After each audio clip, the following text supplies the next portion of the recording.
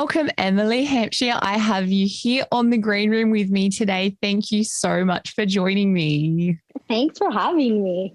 Thanks for waking up at 8 a.m. to have me. You know what? You are worth waking up. I would have woken up earlier, but I probably would have been half asleep. So it's probably good it's a little bit later in the day. Well, it's so exciting to have you on a podcast. I know you are a woman of many, many talents, but you yourself are now embarking on an incredible new adventure. I'm talking, of course, about The Beautiful Liar, a superhero origin story and podcast that I feel is so much more than that below the surface. But obviously, it's alongside Sam Nelson Harris. It's accompanying an actual album, which we'll get to as well. But tell me, how did you become a part of this adventure for The Beautiful Lie? How did this all come to be? Well, it actually, my agent sent me a bunch of scripts and said it was a podcast, but not your typical podcast. Cause I listen to one type of podcast and one type of podcast only, and that is murder. So I'm kind of not that, except I'm going to listen to yours all the time now. I'm not like much of a podcast person unless there's murder involved. And however, he told me that it was a scripted narrative podcast, an actual story, and kind of like those old-fashioned radio dramas, which you probably don't know about. But when I was a kid in Canada, some of my first jobs were doing these radio dramas where like a guy behind you would do footsteps and like close the door. And it really is a different type of acting that's very fun and different. However, I wasn't really going to do this just for that, because there wasn't very much money and it was a lot of time. And then I read first the letter that Sam Nelson Harris sent me. And by the end of that letter, I was like, I have to do this project. Please, God, let these scripts be great. Because he basically told me how personal this was to him and talked about how, he and his brother Casey, who's also in Ex Ambassadors, has been blind from birth. And when they were kids, they used to listen to books on tape and radio dramas, and that Sam wanted to do an album that included that. And then over that course, they started to get this story of this teenage girl named Clementine, who was blind from birth as well. And this kind of superhero origin story emerged out of her discovering her powers that kind of manifested themselves in this voice in her head named Shadow, which ultimately became me. And I, first of all, instantly just fell in love with his passion and the honesty behind the story. And then I read the scripts, and they're just amazing. They're just so, literally beautiful. And I also just connected on this kind of storytelling way they have in these scripts is that they tell it through audio tapes that were, I'm not explaining this well, but Clementine is kind of, the story is told on two different timelines. And one of them is being played back in these audio tapes that they were, this nefarious company called the Institute was kind of spying on her with. But the point of that is that when I was a kid, when I was 8, I got this recorder for Christmas, like a tape recorder with an old-fashioned tape. And it was my best friend, and I named it Herman. And I talked to Herman all day, and I was like, I'll never leave you alone, Herman. And so it was me just like talking nonstop, because it was like voice activated, so I didn't want to leave it alone. And I'd like run up into the closet and sing The Little Mermaid and like quietly, and then record everyone. And so I ended up with this box of like hundreds of tapes of me as a kid doing all these recorded audio things. And it just hit me in this place where this girl, Clementine, was kind of the age I was when I stopped doing that. And it was just such a special story one that I hadn't heard before. And I also love being shadow. It's so my jam, being the voice in the head. I love so many things you touched on there. Like, I don't quite know where to start. I mean, I used to make terrible fake radio shows in my bedroom, like when I was supposed to be asleep. And I feel like yours are probably going to be a little bit better than mine. Mine were not quite. But I also tried to sing The Little Mermaid. Oh my God. We have to compare. Mine was so bad. Like, it's so funny though, because I'd keep it on and you'd hear like me running up the stairs and like closing the closet door and then really quietly start and then go big Broadway with it. And I would do fake radio shows too. Oh my God. I even remember I made up a jingle for one, and I did it in French too, because I'm from Montreal and you learn to speak French first there. And I remember, it was the weather. And I was like, le météo avec Amanda, le météo sur la nouvelle plus Amanda. I remember that. That was a jingle for Amanda, my friend, to do the weather. Oh my God. I just remembered that. This is blowing my mind. I feel like you might need to make this happen. This feels like it was destined to kind of all meet in this point. And, you know, like if you just need someone to sing badly on the side, we'll talk about it after. But the fact that you arrived here, like, and touching on Shadow, like I know Shadow was actually spied on an ex-ambassador's music video called My Own Monster. And like Shadow's got moves. I recommend that people go watch that music video because it's, first of all, it's brilliant. And so also I'm terrible at explaining things because I'm ADD. So if you're totally lost, please send me back. But what I love is this podcast is actually a companion piece to their new album, Beautiful Liar. And in it begins with this kind of like book on tape feel, this old timey book on tape being read. And then these characters that are in our podcast are part of this journey of the album. And My Own Monster is a song where you really kind of see Shadow come to life. I love that video so much. But yeah, it also reminded me of another thing. I just connected so much with this, that when I was a kid, I had an imaginary friend named Christy Alley, which makes no sense because that was an actual, like an actress at the time on television. But it wasn't, her name was Christy Alley, and my parents believed me that I had this imaginary friend. And it only came out when I was like going over to Christy's place, and my parents were like, I think we really need to meet her parents. And then they found out that there was no Christy Alley. So Shadow's kind of like Clementine's best friend, and he kind of her externalized voice and her dysfunctional big sister, if you will, that it's also the voice we kind of all have in our heads about like, do this bad thing, or don't trust these people, don't, like all the things you kind of learn too. And I think Clementine has to learn to overcome that voice in her head and to find her whole self.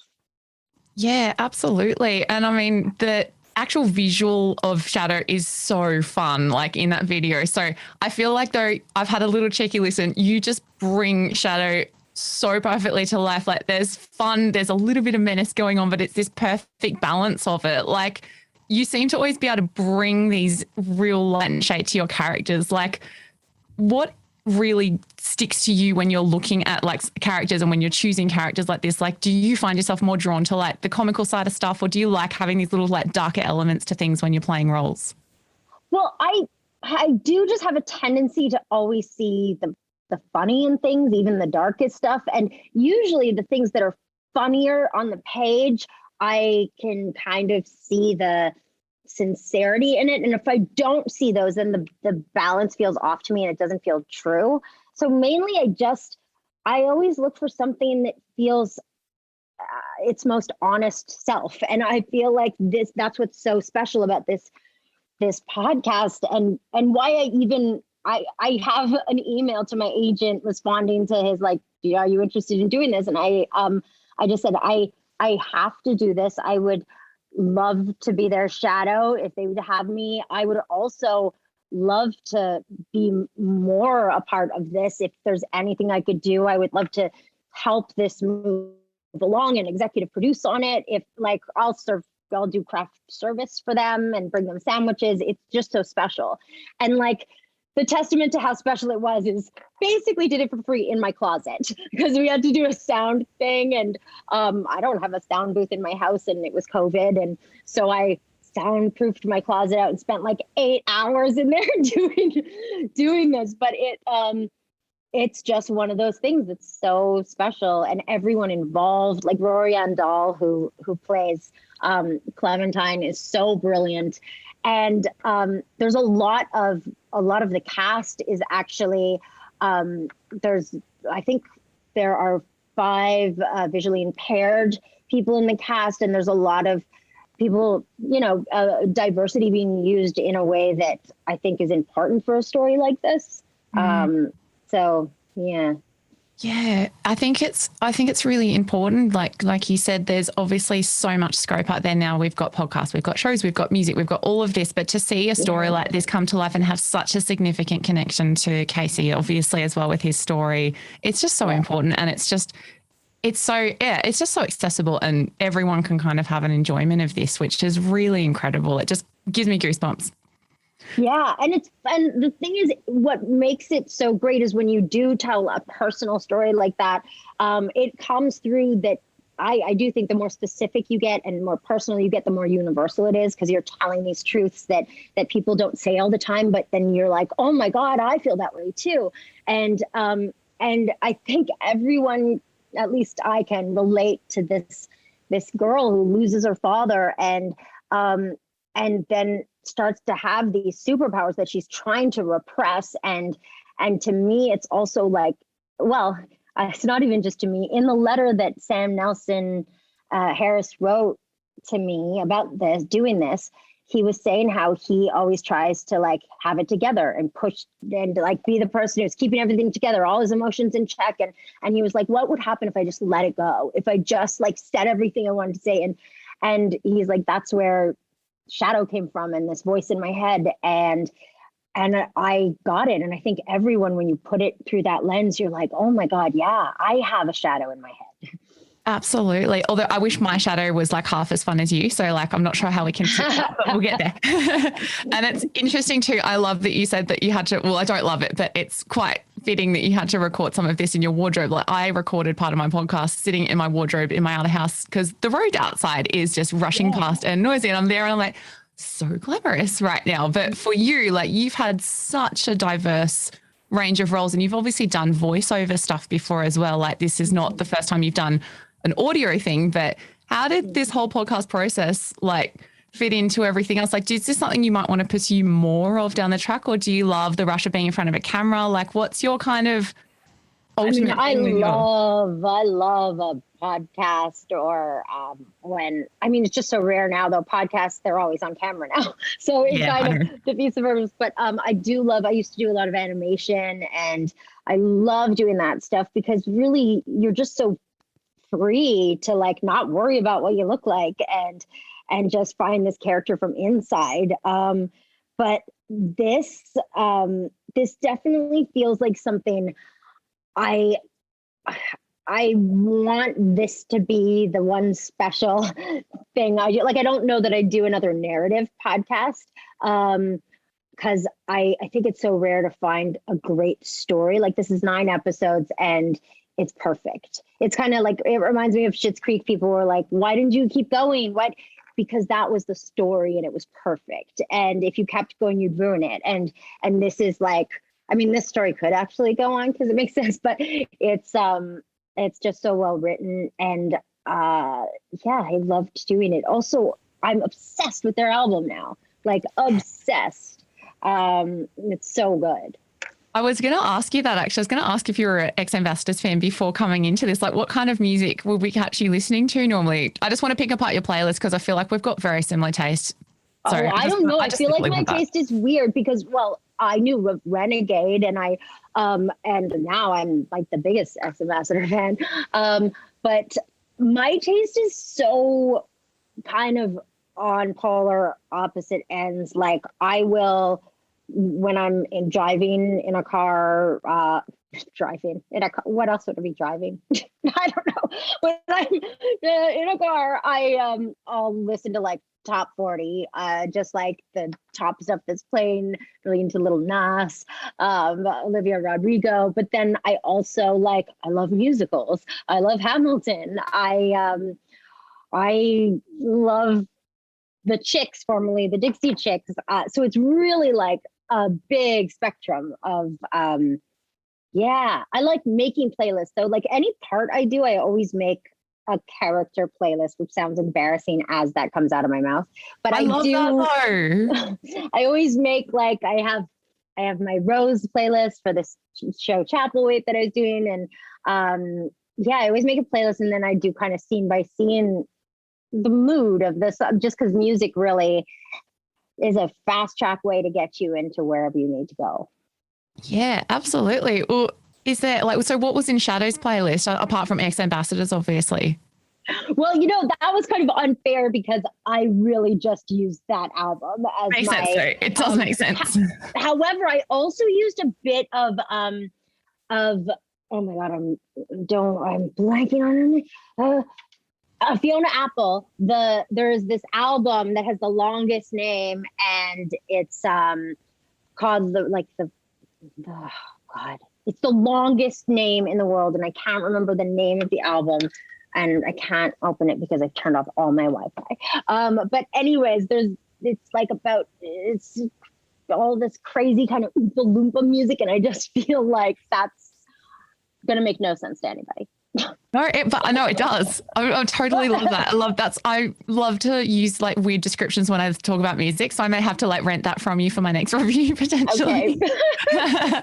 And the music linkage with the podcast, it's quite fitting. I've read you, and obviously you've already brought it up. You're a self-professed musical theatre fanatic, and we did get to witness a childhood dream come to life when you took the stage as Sally and Cabaret on Schitt's Creek, obviously. Will there be any more Emily Hampshire musical shenanigans on the card in the near future? Oh my gosh, I hope so. I mean, every series I've ever done, the first thing I say to the showrunner is, can we do a musical episode? And that's what I said to Dan, first season of Schitts. And he's like, maybe the town might do one day. And I never in a million years, I thought Stevie would be the person dressed in black moving furniture in the back. But I just died when I found that out. And when I did this other show called 12 Monkeys, I got to do Pink's You in Your Hand to Hitler. It was a time travel show. And 99 Luftballons in German. I've had so many opportunities to do these musical numbers, which is crazy because I am not a singer at all, but I just love it. I do tell people I can't read music and I'm not a professional singer at all. But I will commit. I do feel like I can tap into a character through their musical kind of renditions. To me, maybe this time as Stevie was an even greater song because it was Stevie singing it. The original is maybe this time I'll get a man, maybe this time he'll love me. And with Stevie doing it, it's maybe this time I'll win. Maybe this time I'll be as great as everybody thinks I can be. And it's such an empowering moment for her.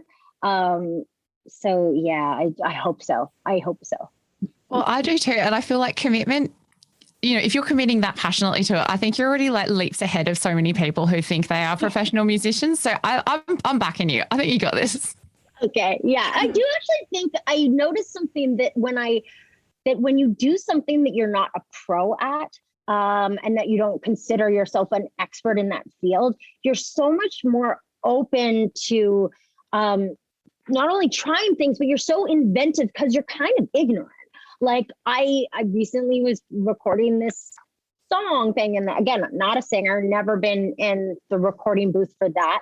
And I would just throw out ideas and be much braver than I am in acting, because I think oh, I know the rules about acting, and I know you can't do this because of this. And in singing, I don't know what I can't do. And so it was a real lesson to kind of have that beginner's mind in everything, which I really am trying to remember to do always now, is think like a beginner, because your world opens up.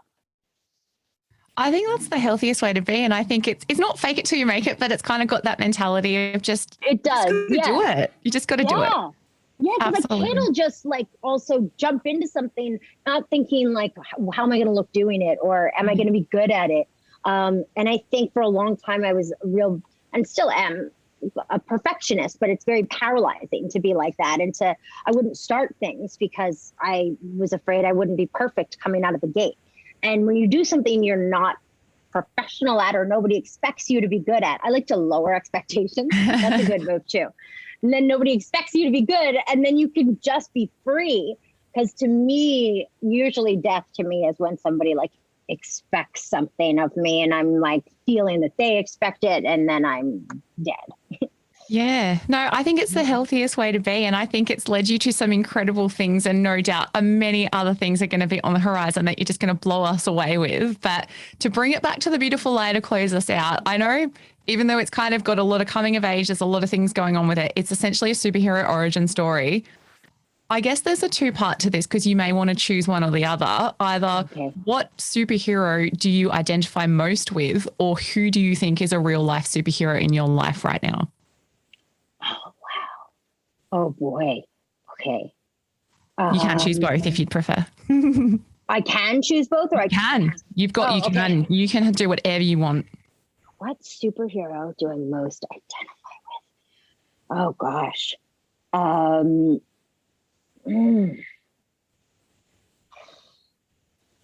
Honestly, this is going to sound like a lie, but I genuinely identify with Clementine so much because it's that superhero ability that is coming from this place of trying to suppress it, and you realize that the thing you don't want to let out is your gift, so I feel like that's a cop-out, but it's really not.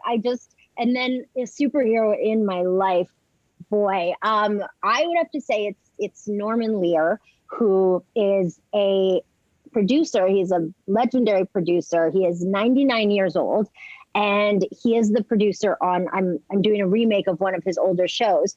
But why I think he's a superhero is I read his book and I talked to him kind of regularly for this show, and to have somebody who at 99 years old is like just so grateful for every moment. His book is called Even This I Get to Experience. So it's like even every experience he has, he's like, oh my God, like anyone he talks to, he's like, I can learn something from this person. And to have that mentality is superhero to me. Like, and because he doesn't need to, he could rest on his laurels. He's doing fine. But to be that engaged in a moment that's pretty superhero. Yeah, I think you've knocked it out of the park with both. And I don't think it's a cop-out because I think Clementine's the kind of superhero that we all need a little bit more of in our life. So I'm so excited that we're going to be having that in our world. So that obviously will be premiering on Amazon Music, ad-free, starting on the 3rd of November, with new episodes dropping every Wednesday. Emily Hampshire, an absolute delight. I won't press you to start our little radio Little Mermaid crossover show just yet, but just if you get bored, we can record it in the wardrobe. We might have to. That would be so fun. Okay, one episode we'll do. It'll be our kids homemade radio episode of your show. Oh my God. I feel like I apologize to the world in advance, but I'm so into it. I'm going to embrace this and just let the fear go. Let's do it. Amazing. Thank you so much. Thank you for your time. I'm so grateful. Thanks. And we're going to do this. Yes. I'm sorry in advance. I'm not a great singer. So. Okay. Neither am I. We'll just commit. We're perfect. Yeah, commit. Yes. Okay. Awesome. Bye. Thank you. Have a great rest of your day. Okay, you too. Bye.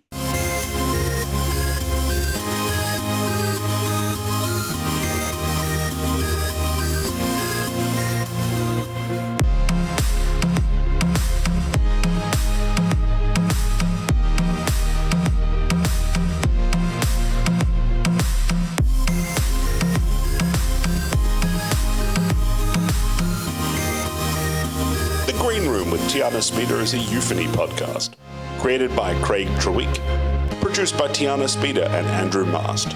Hosted by Tiana Speter. Recorded, edited, and engineered by Zig Parker. Music by Zig Parker.